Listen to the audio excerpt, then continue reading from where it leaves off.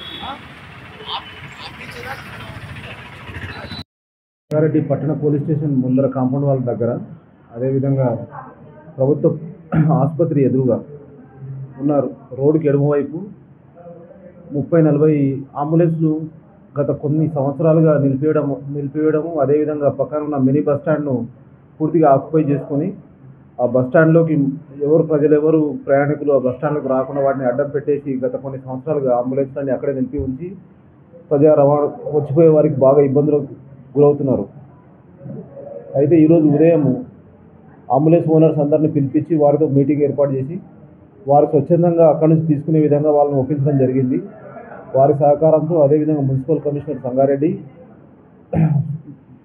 RTC depot Sangareddy depot manager వారి సహకారంతో ఆ ప్రదేశాన్ని పూర్తిగా ఖాళీ చేయించి ఆ బస్టాండ్ వాడుకలోకి తేవడం జరిగింది. సంగారెడ్డి పట్టణ ప్రజలకు విజ్ఞప్తి ఏమంటే అందరూ మినీ బస్ స్టాండ్ను వినియోగించుకోవాల్సిందిగా మనవి. Thank you.